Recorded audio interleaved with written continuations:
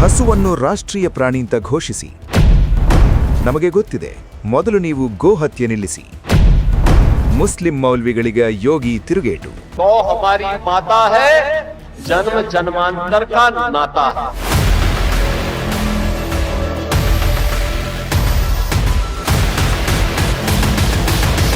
ಈ ಮುಸ್ಲಿಂ ಗುಂಪು ಪ್ರತಿಭಟನೆ ನಡೆಸ್ತಾ ಇದೆ. ಮುಖ್ಯಮಂತ್ರಿ ಯೋಗಿ ಆದಿತ್ಯನಾಥ್ ಮತ್ತು ನರೇಂದ್ರ ಮೋದಿ ಸರ್ಕಾರದ ಮುಂದೆ ಒಂದು ಬೇಡಿಕೆಯನ್ನ ಇಡ್ತಾ ಇದೆ. ಇವರ ಬೇಡಿಕೆ ಕೇಳಿದ್ರೆ ನಿಮಗೆ ಆಶ್ಚರ್ಯ ಆಗಬಹುದು. ಗೋವನ್ನು ರಾಷ್ಟ್ರೀಯ ಪ್ರಾಣಿ ಅಂತ ಘೋಷಿಸಿ ಅನ್ನೋದು ಇವರ ಬೇಡಿಕೆ. ಅರೆ, ಇದೇನಿದು? ಮುಸ್ಲಿಮರಿಗೆ ಹಸುಗಳ ಬಗ್ಗೆ ದಿಢೀರ್ ಕರುಣೆ ಉಕ್ಕಿ ಬಂತ? ಗೋ ಪ್ರೇಮ ದಿಢೀರ್ ಹುಟ್ಕೊಂಡ್ಬಿಡ್ತಾ? ಇನ್ನು ಮುಂದೆ ಮುಸ್ಲಿಮರು ಗೋಮಾಂಸವನ್ನು ತಿನ್ನಲ್ವಾ? ಈ ಪ್ರಶ್ನೆಗಳು ನಿಮ್ಮಲ್ಲೂ ಏಳಬಹುದು. ಆದ್ರೆ ವಿಷಯ ಬೇರೆನೇ ಇದೆ. ಈ ಬೇಡಿಕೆ ಇಟ್ಟಿರೋದು ಪ್ರಾಮಾಣಿಕ ಅನಿಸಿಕೆಯಿಂದ ಅಲ್ಲ, ಬದಲಾಗಿ ಸರ್ಕಾರಕ್ಕೆ ಟಾಂಗ್ ಕೊಡೋದಕ್ಕೆ. एआईआईएम नायक वारिस पठान मात केली, निಮಗೆ ಗೊತ್ತಾಗುತ್ತೆ. बड़े बड़े उलमा इकराम ने कहा, मौलाना ने कहा कि आप ठीक है गाय को राष्ट्र पशु घोषित कर दो. एक बार राष्ट्र पशु घोषित हो गया तो कोई ना उसको बेचेगा, ना खरीदेगा, ना सेल करेगा, ना काटेगा, ना खाएगा. मगर भारत देश में होना चाहिए पूरी जगह. ಇವರು ಇಡ್ತಾ ಇರೋದು ಬೇಡಿಕೆಯನ್ನಲ್ಲ, ಬದಲಾಗಿ ಸರ್ಕಾರಕ್ಕೆ ಸವಾಲ್ ಹಾಕ್ತಿರೋ ಹಾಗಿದೆ. ಅರೆ, ಗೋಮಾಂಸ ಮಾರುವವರಿದ್ದಾರೆ, ಹಾಗಾಗಿ ನಾವು ಖರೀದಿಸ್ತೀವಿ, ಅದನ್ನು ತಿಂತೀವಿ.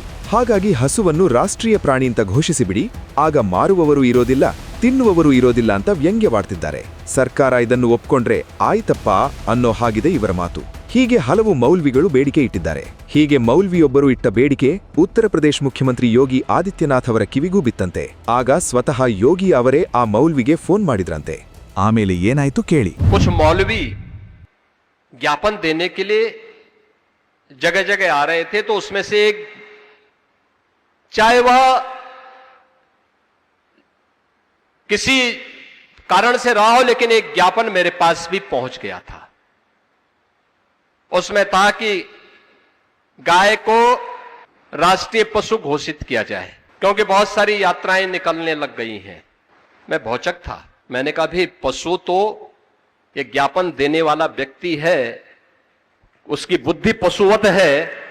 अरे गाय हमारी माता है, जन्म जन्म का नाता है. गाय हमारी माता है, वह सनातन धर्म की माता है.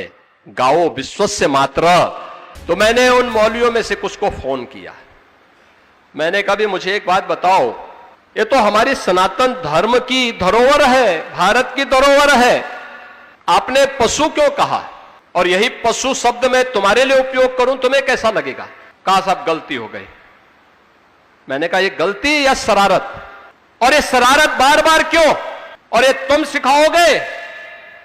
सिखाओगे हम हिंदुओं को कि गौ माता की पूजा कैसे करनी है? अरे हमारा तो कोई संस्कार गौ माता के बगैर होता ही नहीं है. ಕೇವಲ ಮಾತಿನಿಂದಷ್ಟೇ ಅಲ್ಲ, ಕ್ರಿಯೆಯಲ್ಲೂ ಯೋಗಿ ಆದಿತ್ಯನಾಥ್ ಅವರಿಗಿಂತ ದೊಡ್ಡ ಗೋಭಕ್ತ ಮತ್ತೊಬ್ಬರೂ ಇಲ್ಲ. ಅಧಿಕಾರಕ್ಕೇರುವ ಮೊದಲೇ ಗೋರಖ್ನಾಥ್ ಮಠದ ಪೀಠಾಧಿಪತಿಯಾಗಿ ಪ್ರತಿದಿನ ಬೆಳಿಗ್ಗೆ ನೂರಾರು ಹಸುಗಳಿಗೆ ಸ್ವಹಸ್ತದಿಂದ ಆಹಾರ ನೀಡ್ತಾ ಇದ್ರು. ಕಾಯ ವಾಚ ಮನಸ ಗೋಸೇವೆ ಮಾಡ್ತಾ ಇದ್ರು. ಉತ್ತರ ಪ್ರದೇಶದ ಮುಖ್ಯಮಂತ್ರಿಯಾದ ಮೇಲಂತೂ ರಾಜ್ಯಾದ್ಯಂತ ಬೃಹತ್ ಗೋಶಾಲೆಗಳ ಜಾಲವನ್ನೇ ನಿರ್ಮಿಸಿದ್ದಾರೆ. ಇಂದು ಬರೋಬ್ಬರಿ 16 ಲಕ್ಷಕ್ಕೂ ಹೆಚ್ಚು ಗೋವುಗಳ ಸುರಕ್ಷಿತ ಪಾಲನೆ ಮತ್ತು ಸಂರಕ್ಷಣೆ ಸರ್ಕಾರಿ ಗೋಶಾಲೆಗಳ ಮೂಲಕ ನಡೀತಾ ಇದೆ. ಹೀಗೆ ಸನಾತನ ಪರಂಪರೆಯನ್ನು ಸರ್ಕಾರಿ ಮಟ್ಟದಲ್ಲೂ ಜೀವಂತವಾಗಿರಿಸಿದ ನಿಜ ಗೋಸೇವಕ ಈ ಯೋಗಿ. उसको भारत की धरोहर के रूप में हमें सजोना चाहिए. अपने घरों में गौपालन का काम करना चाहिए, और हम लोग तो कर रहे हैं.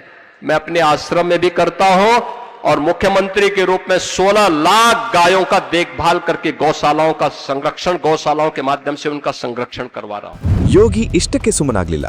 ಗೋ ರಕ್ಷಣೆ ಬಗ್ಗೆ ನಮಗೆ ಪಾಠ ಮಾಡಕ್ಕೆ ಬರಬೇಡಿ ಅನ್ನೋ ಕಿವಿ ಮಾತನ್ನು ಆಡಿದ್ರು.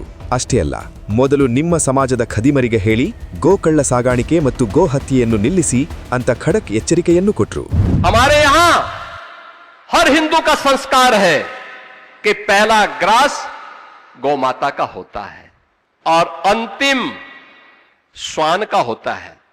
चींटी भी निकल जाए तो उसको झाड़ू से नहीं, चीनी और आटा डाल करके उसको भी, उसके सामने भी उसका हार अर्पित किया जाता है, क्योंकि उसका भी अधिकार है. तो मैंने कहा तुम सिखाओगे हमें इसके बारे में कैसे होना है पूजा, और उसको हम किस रूप में पूजें? ये उपदेश अपने कौम के अंदर देते, गौ तस्करी और गौ हत्या करना बंद कर देते, तो कम से कम हमारी जो पुलिस वहां लगी है उसको हम कुछ दूसरी जगह लगा देते हैं.